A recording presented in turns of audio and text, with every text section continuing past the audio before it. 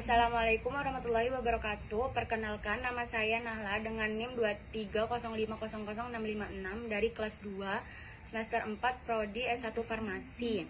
Saya akan mempresentasikan tugas ujian akhir semester materi kealmaataan dari kelompok saya dengan judul narkotika dan psikotropika. Baik, selanjutnya ada definisi nabza. Narkotika adalah zat atau obat yang berasal dari tanaman atau bukan tanaman, baik sintesis maupun semisintesis, yang dapat menyebabkan penurunan atau perubahan kesadaran, mengurangi rasa nyeri, dan menimbulkan ketergantungan.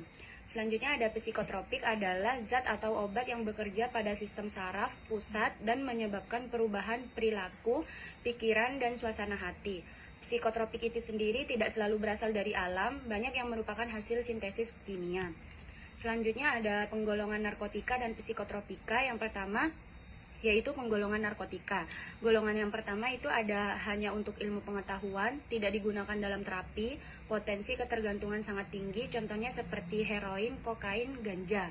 Sedangkan yang golongan 2 itu digunakan untuk pengobatan atau pilihan terakhir dan ilmu pengetahuan. Potensi ketergantungan tinggi, contohnya seperti morfin dan petidin.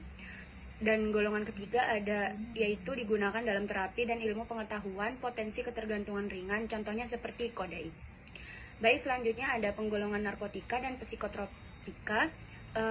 Yang golongan pertama ada hanya untuk ilmu pengetahuan, tidak untuk terapi, potensi ketergantungan sangat kuat, contohnya seperti ekstasi. Yang golongan kedua ada dapat digunakan untuk terapi dan ilmu pengetahuan, potensi ketergantungan tinggi, contohnya seperti amfetamin. Golongan ketiga untuk terapi dan pengembangan ilmu, potensi ketergantungan sedang, contoh seperti fenobarbital. Dan golongan keempat yaitu digunakan luas dalam terapi dan ilmu pengetahuan, potensi ketergantungan ringan, contohnya seperti diazepam dan nitrazepam. Untuk selanjutnya ada dampak negatif penyalahgunaan.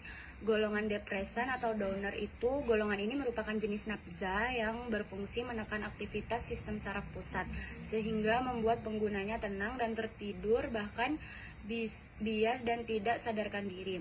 Golongan depresan ini digunakan untuk meredakan kecemasan, mengurangi stres, menginduksi relaksasi, memperlambat denyut jantung dan pernafasan, serta sebagai obat penghilang rasa sakit dan anestesi.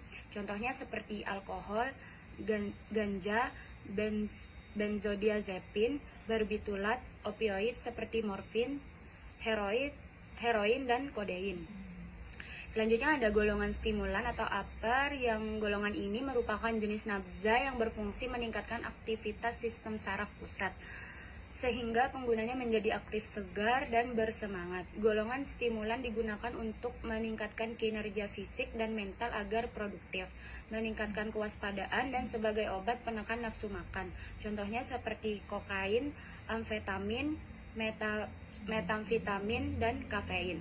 Selanjutnya yang terakhir ada golongan halusinogen, yaitu golongan ini merupakan jenis nabza yang dapat mengubah persepsi, suasana hati, dan persepsi sensorik sehingga membuat penggunanya berhalusinasi.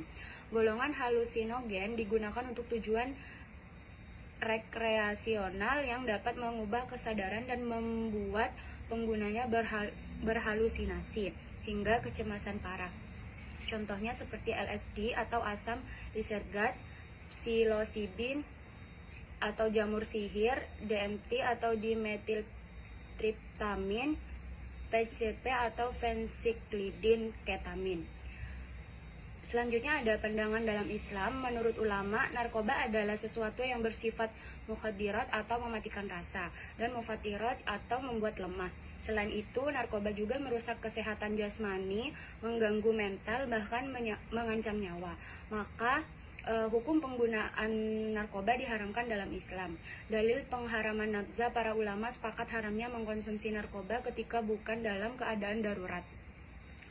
Ibnu Taimiyah rahimullah berkata, narkoba sama halnya dengan zat yang memabukkan, diharamkan berdasarkan kesepakatan para ulama. Zat yang memabukkan diharamkan berdasarkan, bahkan setiap zat yang dapat menghilangkan akal haram untuk dikonsumsi walau tidak memabukkan. Selanjutnya dalil pandangan dalam Islam yaitu Allah Ta'ala berfirman wa yuhallu lahumut thayyibati wa yuharrimu alaihimul khaba'ith, dan menghalalkan bagi mereka segala yang baik dan mengharamkan bagi mereka segala yang buruk. Quran Surah Al-A'raf ayat 157. Selanjutnya Allah Ta'ala berfirman wala taqtulu anfusakum innallaha kana bikum rahima, dan janganlah kamu membunuh dirimu, sesungguhnya Allah adalah Maha Penyayang kepadamu. Surat An-Nisa ayat 29. Ayat yang tadi itu berarti menunjukkan akan haramnya merusak diri sendiri atau membinasakan diri sendiri. Yang namanya narkoba sudah pasti merusak badan dan akal seseorang. Sehingga dari ayat tadi kita dapat menyatakan bahwa narkoba itu haram. Baik, sekian presentasi dari kelompok saya. Kurang lebihnya mohon maaf. Sekian, wassalamualaikum warahmatullahi wabarakatuh. Yeah, yeah, Bobby Valentino.